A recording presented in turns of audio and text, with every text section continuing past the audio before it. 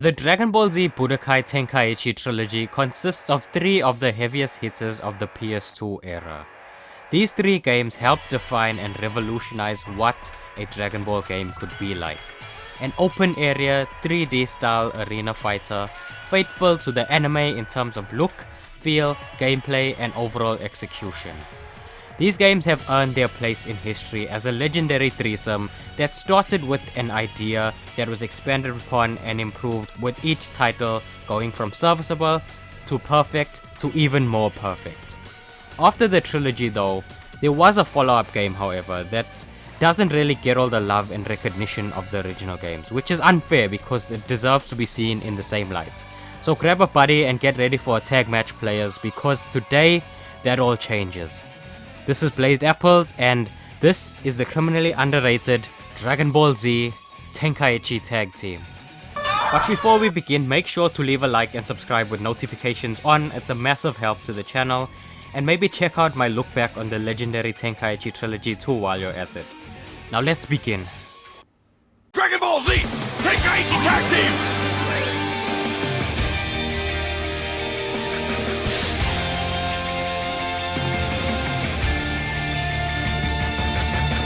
The PlayStation Portable, also known as the PSP, was a generational piece of hardware. A true gem of its time, it gave us the thrilling action and fun that a console could give us and compacted it into a handheld device filled with all the charm that only PlayStation can give you. That you could enjoy from anywhere at any time on the go at the palm of your hand. With exclusive titles from Juggernaut series like Grand Theft Auto, Tekken, Mortal Kombat and more, it's no surprise that the PSP had its crack at Dragon Ball as well. And it did pretty darn good, I'd say.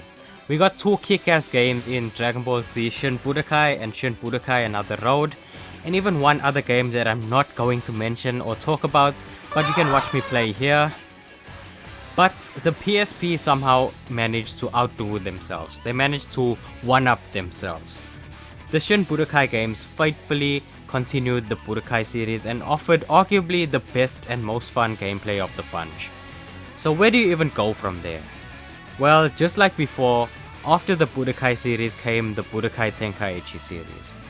Dragon Ball Z Tenkaichi Tag Team released in 2010 as a faithful continuation to the Budokai Tenkaichi trilogy. It perfectly adapted the gameplay and mechanics of the previous games while also crafting an identity of its own. The final hurrah of Dragon Ball on PSP, this game ensured that we went out with a bang. This game is extremely addictive and fun, pretty much a handheld version of Budokai Tenkaichi 3. It tests the PSP's limits while also capturing the essence of what made the series so lovable and so memorable. What makes this game stand apart from its predecessors however is its new tag team mechanic. As suggested in the name, players can now engage in 2-on-2 tag battles. It isn't one person in at a time either, it's all 4 battle members in at the same time all throwing hands. Cool teams like the iconic Goku and Piccolo pairing or hypothetical teams like Gogeta and Vegeta can be really fun to go into battle with. Certain teammates share special dialogue with each other and require certain allies for special, powerful, customizable items. You can also do combo moves with your teammates as well, or even combine 2 teammates into one, like if you do fusion with Goku and Vegeta for example. Of course, you aren't required to have tag battles. One-on-one singles battles are also an option, but the name of the game and the main focus is tag team. The game also has a fun Senzu Bean mechanic where if a battle member is knocked out, then they can eat a Senzu and get back into the fight. Multiplayer mode on this game was honestly extremely fun. This game was also the first Dragon Ball game to feature the English dub voice cast of Dragon Ball Z Kai. In terms of roster, while not as big as the other games, it has pretty much every important character from Dragon Ball Z. No GT characters unfortunately this time, but that doesn't harm the experience at all whatsoever. From Goku to Vegeta to Majin Buu to Broly, you'll have a lot of options to choose from. Movesets and controls are identical to the Budokai Tenkaichi 3 games with minor changes.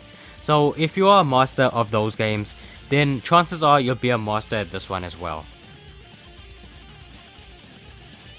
Game modes are not lacking either. For a PSP game, this game is packed to the brim.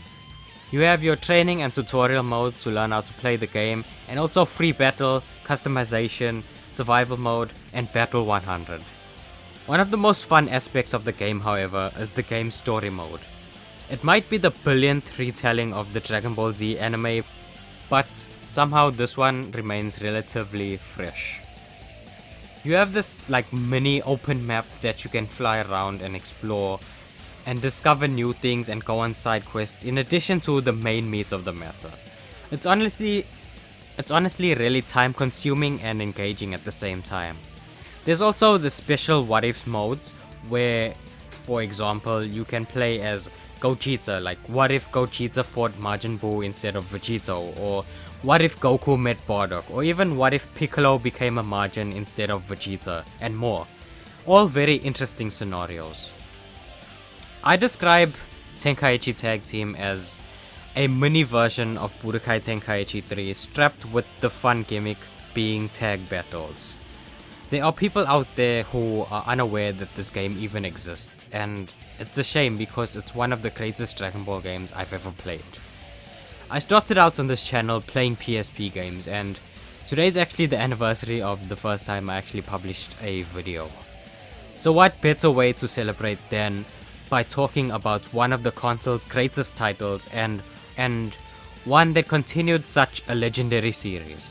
Thank you guys for watching. Please remember to like and subscribe, and I'll see you all in the next one. Peace out.